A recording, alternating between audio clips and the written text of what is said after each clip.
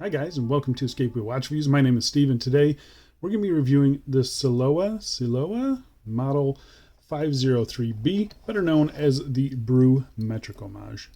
So I purchased this watch with my own money during my pre-tariff buying spree. No matter how I get a watch in for review on this channel, whether I use my own money, whether I am given the watch for free, or whether it's a loaner, you're always going to get my honest opinion every single time. And if by the end of this review you want to pick one of these up, I will be leaving a link down in the video description. That is an affiliate link, so if you use that link, it doesn't cost you any extra. It just earns me a little bit of commission. It's a cheap and easy way for you guys to help support the channel, so I really do appreciate the continued support. I wouldn't be here without you guys. The retail price of this watch when I purchased it was about $20 US. That's before any taxes, VAT, or tariffs. The tariffs just went into effect recently, and it's now showing as $30 US. So just something to keep in mind. This comes in quite a few different colorways, which I will pop up on screen here. I think they all look pretty cool, but I obviously went for the kind of the retro style one. The watch case is made of some alloy material. It's not stainless steel. It has a mineral crystal, has a push-pull crown, a snap-on case back. The watch is powered by the Sunan PE90 quartz chronograph movement. So I'm still not sure how I feel about homaging micro brands. This is not something that I typically would have purchased. However, people were asking me to review it, so here we are. If nothing else, this could be a cheap and easy way for you guys to figure out if it's worth spending nearly $500 on the Brew Metric. So I say we get into this full review, but before we do a quick wrist check. Today wearing the Suges. I don't remember the model number. This is obviously a Yachtmaster homage, and it's a really good one. Review for this coming soon. All right, so let's talk about dimensions. We got a case diameter of 38 millimeters, lug to lug of 43.5 millimeters, case thickness of 11.4 millimeters, 22 millimeter lug width, not that it matters, more on that later. And on the supplied metal band, it weighs 98 grams. So sadly, the size is not the same as the Brew. The Brew is, I believe, 36, so this one's 2 millimeters wider, a little bit longer, a little bit thicker. So the Brew is going to wear a little bit smaller than this one. So just something to keep in mind if you are using this as a reference for the Brew. 22 millimeter lug width. I was not able to get any straps to fit on this watch. The clearances in here were just too tight, and so nothing that I had actually fit this watch. So just another thing to keep in mind. Maybe if you had a pretty thin 22 millimeter strap, it would work, but I had none. So something to keep in mind. But heft wise, it's actually not too bad. I was actually surprised at the heft of the watch head. It weighed more than I was expecting it to. So it doesn't feel super cheap. Even though it is super cheap. The bracelet, it's okay. It actually doesn't pull hairs. We'll talk about that in a little bit too. You're able to get a good fitment on it. I think the way it wears is fine. I'm going to go outside right now and throw it on my wrist for you. And here we are on my 7.5 inch wrist, and as you can see, I think it actually wears pretty good. The proportions are pretty good on it. It's not overly thick either. The legibility of this crystal does cause a little bit of an issue, as you can see there. The single dome crystals have always been a problem for me, but they do get some nice distortion, as you can see right there. But overall, I don't think it looks bad, especially for the price. It's kind of just a fun toy watch, but I think it actually looks pretty good. And here we are in some direct sunlight, and you can definitely see the double reflection there of that single dome crystal. Makes legibility a little bit of an issue, but for the most part, it's a pretty legible watch. There's enough contrast and enough color to make it look pretty good.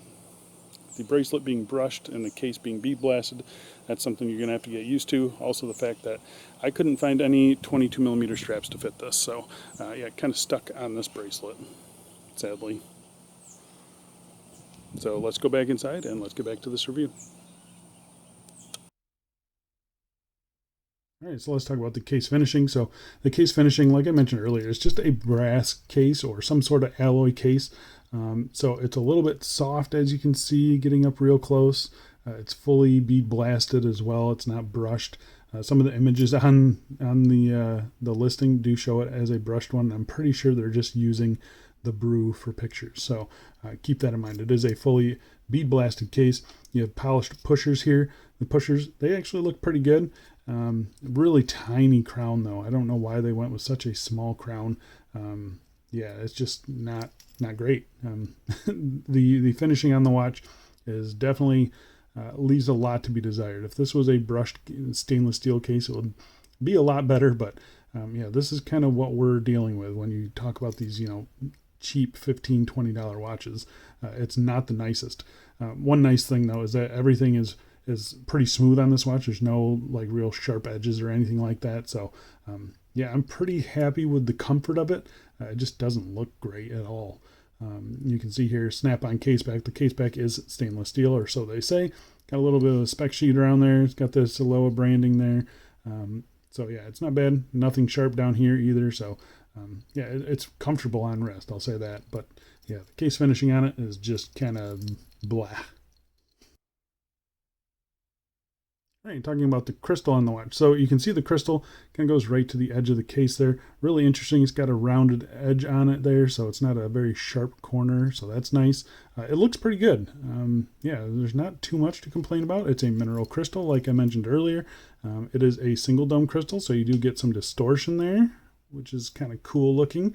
And because it's a single dome crystal, it's a magnifying crystal, so makes the dial look a little bit bigger, makes the rehaut look a little bit more shallow.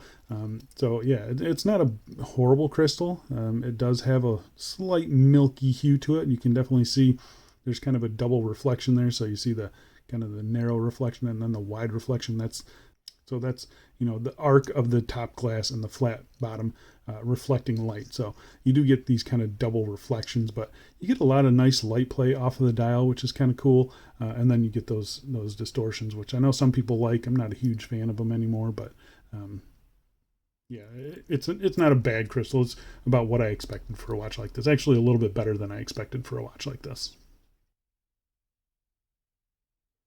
All right, so let's talk about the dial on the watch. So this model here, you have a matte black dial. You have applied indices, which is nice to see. You have little lume plots at the outside there as well. I'm not sure why this one didn't get a applied index. A little weird, but it is what it is. There's no branding on it. As you can see, the Brew has very subtle branding here at the 3 o'clock position. This one has nothing.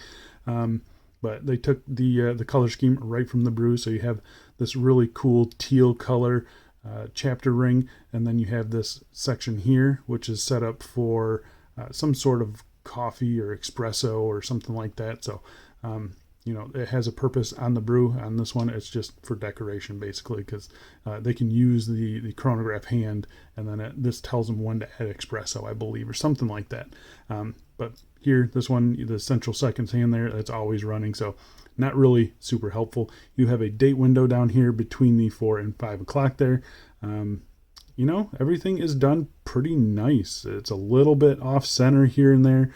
Like if you look at the lume plots here at the 7 o'clock, you can see it's not quite centered there. But again, it's what you expect at this price point. It's better than I was expecting it to be. The handset, as you can see there, nice length on them. I think they look pretty good. They've got the yellow second half to them, split down the middle with some lume. The lume on the watch is not great. We'll get to that here in just a second.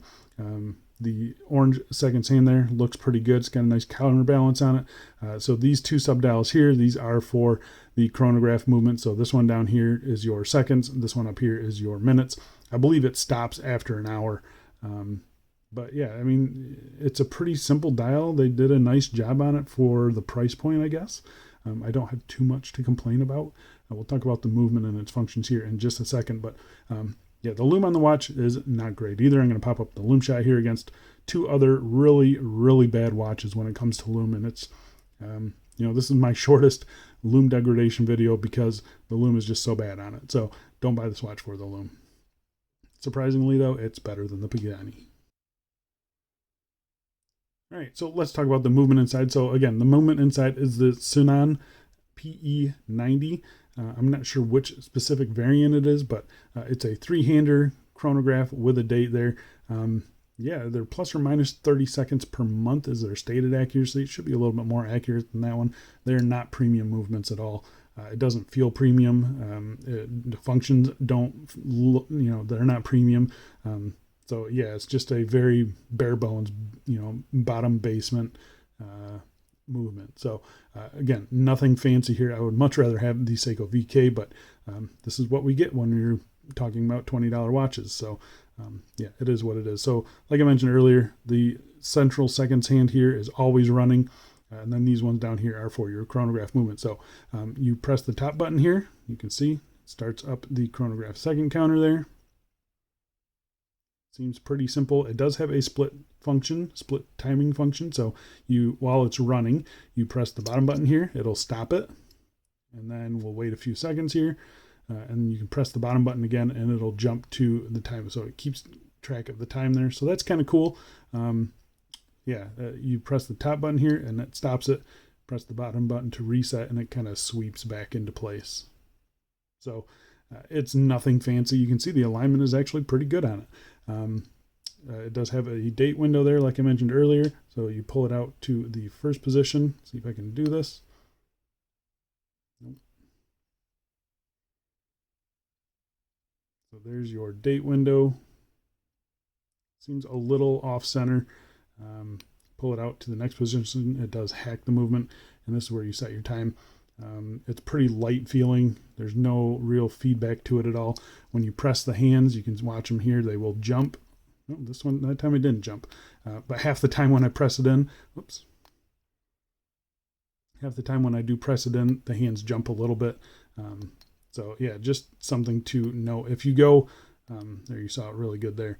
If you take it slow and kind of grab it instead of pushing with one hand, grabbing it with both fingers and really gently pushing it in, that's how I've been able to keep it in the right spot. So yeah, a little bit of a finicky movement, but yeah, it is what it is. Again, $15 or $20, you can't expect the world. As far as the feedback of the pushers go, there is absolutely none. They're very squishy. There's no real click to them at all. So again, yeah, just something to note. All right, so let's talk about the bracelet. So like I mentioned earlier, it's 22 millimeter lug width. You're gonna have a hard time replacing this though. I wasn't able to find any 22 millimeter strap that fit this watch, which is sad because the bracelet on the watch is not great. You've probably heard it kind of jangling around this whole time. It's kind of sloppy. It doesn't pull any hairs, which is surprising. You can see here, it's just folded links. And it's not one where you have to remove links. So it's kind of an infinite adjustability. You kind of lift up this little tab here and then you're able to slide this back and forth to adjust the size on the watch. Everything functions fine on it. You have this little hook here that snaps onto this bar. Sorry, trying to do it on camera is a lot harder than it seems. So you do that and then you flip it over there and that stays in place. And it hasn't come undone on me or anything like that. The bracelet bottom edges, they're a little bit sharp, but not horrible. The tolerances on the bracelet are actually not too bad. It's pretty tight bracelet as far as the tolerances go, like the side to side slot. So that's nice. Fluidity has been fine as well. No links are hanging up on each other. Like I said earlier, it doesn't pull hairs or anything like that. There's a little bit of taper. It tapers down to 20 millimeters.